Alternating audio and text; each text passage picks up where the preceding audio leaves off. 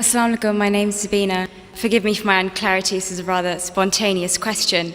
I have a friend, she's an atheist, and on our endless debates on the existence of God and all that we talk about, she has two claims, she makes two claims. When I pose her with the question of what the Quran says in terms of the existence of the universe and the world and how it states many facts, she turns around and she says, well, that knowledge was not just for the Quran, it actually existed before the Quran. There's scriptures, there is books before the Quran was even written, detailing information about the universe. So it's not just this knowledge that is superior to the Quran. What do I say back to that? Is she lying? Do scriptures exist? I mean, I have ignorance myself, but is this knowledge, was this available before the Quran was written? And secondly, another claim she makes is that I give the analogy of, you have something in creation, who knows it? The creator will know about everything about it. And I talk about, if there is no God, how can we possibly exist if you keep on going further and further and further and back? There's no end, and if there's no end, how do we exist? But then she says, well, from a religious point of view, you say, well, God is the end. Well, I say as an atheist, who says God is the end? Who created God? That's my question, thank you. Sister has posed two questions which are again common. The first question is that all the things mentioned in the Quran were already present before. So what's new? It's present in other scriptures and other books, etc. That's the first question. The second question is, who created God?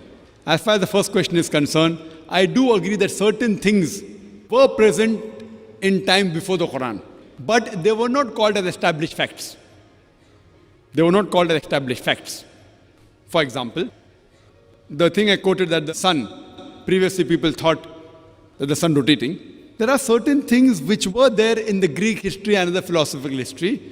But for example, when the Quran speaks about the spherical shape of the earth, these Greeks, they believed that the earth was spherical, but no one believed in them. So certain facts, not all, a small percentage, what the science has come to know today and what Quran mentions, were told by people previously, but they failed to realize that the same Greeks mentioned 100 other things which were unscientific. The same Greek even mentioned that the earth was center of the universe, which is totally wrong. So imagine if 100 points are mentioned and Muhammad Sallallahu Alaihi Wasallam picks up one which is correct. That's also not possible. So I do agree with you, sister, that certain things were mentioned before science established as a fact today. But these things weren't established that time. And to say that out of the 100 false things they mention, if one thing is right, to pick up the one correct thing is again also not possible. Once it's possible, but not thousands of times, sister. Because only a person who is, even a scientist cannot do that. Only the Creator himself can do, and that's Allah subhanahu wa ta'ala. So I do agree with you, but that portion which has been mentioned earlier in earlier scriptures and other philosophical books is a small portion, but that too, along with that portion, there are other things which aren't scientific mixed with that. Coming to the second part of the question, that who created God? Normally people in Dawah, they used a false strategy of logic, which tips itself. Most of the people, when they try to prove the existence of Allah subhanahu wa ta'ala, they say that everything has a creator. For example, who created this book? How did the book come into existence? Somebody created it. Who created it? And they go back. Where did you come into existence? Who created you? Your father. Who created your father? The grandfather. And then goes to God. Who created this microphone? Created the factory. Who created the factory? And then they try and prove who created the sun? God. Who created the moon? So based on this, they try and prove that everything has a creator, which according to me is a wrong logic.